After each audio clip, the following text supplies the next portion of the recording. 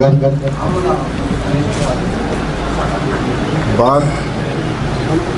Mayor का चुनाव हुआ और हम लोग बसपा में ये सोच के गए थे कि एक समीकरण ऐसा बनेगा जहां पर सेकुलर, हिंदू, मुसलमान सब साथ मिलकर फिरका प्रस्ताव को हराएंगे। हम चुनाव भी नहीं लड़ना चाहते थे मेयर का, लेकिन बसपा के नेता ने हमसे जबरदस्ती कहा, जिस बसपा को शहर में कभी 20-25 हजार वोट से ऊपर नहीं मिला, हमने मेहनत करी, माहौल बनाया, चुनाव भी लड़ाया, 1,20,000 तक बसपा पहुंच गई। और उस चुनाव के बाद बसपा वालों ने खास तौर पर यह कहना शुरू करा कि भाजपा इमरान मसूद की वजह से जीतती।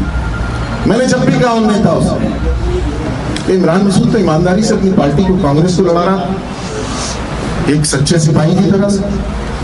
भारतीय जनता पार्टी मेयर का चुनाव हाजी फजलुर रहमान साहब की अटैची की वजह से जीती। ना अटैची लेकर जाते, ना हमारा टिकट कटता, ना भाजपा जीती। और मैं आपसे भी कहना चाहता हूं, हमारे परिवार से कोई 2 चुनाव लड़ ले तो हमारे विरोधी हंगामा कर लेते हैं।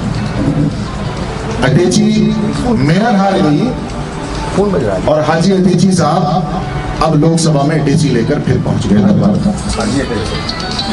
और दोबारा से भारतीय जनता पार्टी को जिताने के लिए खड़े हो गए। मैंने अपने तमाम साथियों से राय मशवरा किया, किसी भी कीमत पर फिरका प्रस्ताव को हमारे जिले में नहीं बनने दिया जाएगा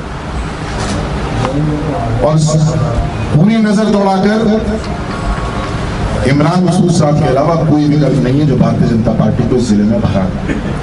इसलिए हमने फैसला किया कि लाख इख्तलाफात रहे हो, हम मजबूती के साथ इमरान भाई को चुनाव लड़ाएंगे और इंशाल्लाह भारतीय जनता पार्टी को हराने का काम करेंगे।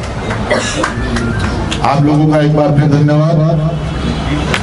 पहले आपसे जुड़ा सवाल है कि अटैची बाबा जिनका आपने नाम दिया है, मेयर में कितने का डील हुई थी, थोड़ा सा इसका भी ये तो डेजी वाले बाबा से पूछे जाके कितने से हुई, मैं क्या बता सकता हूँ। अब इमरान भाई सवाल है, इमरान भाई ये आपने सवाल रेज किया था, इस तरह के इस टाइम वर्तमान में पॉलिटिकल सिनेरियो बना हुआ है यूपी के अंदर, क्या यूपी में अलायंस की जो एक लाइन बन रही है, इसमें कांग्रेस को भी इसका पार्ट बनाया जा रहा है, तो क्या इस स्थिति में कांग्रेस ऐसे गठबंधन के साथ अलायंस करने की स्थिति में है या नहीं है, जो टिकट बेच रहे हैं? आप मुझसे मेरी औकात के बराबर सवाल पूछे, जहाँ मेरी औकात ही नहीं, आप मेरे से ऐसा सवाल पूछ रहे हो। आप प्रदेश उपाध्यक्ष हैं, आप स्ट्रेटेजी कमेटी के पार्ट है। विपक्ष का कहना है, जब से आपका ये सबसे पहले शुभकामनाएं, और जब से ये बात हुई है कि आप लोग मिलकर चुनाव लड़ेंगे, सीधा सवाल, विपक्ष का कहना है ये दिलों का मेल है, नहीं है, ये राजनीतिक मजबूरी है।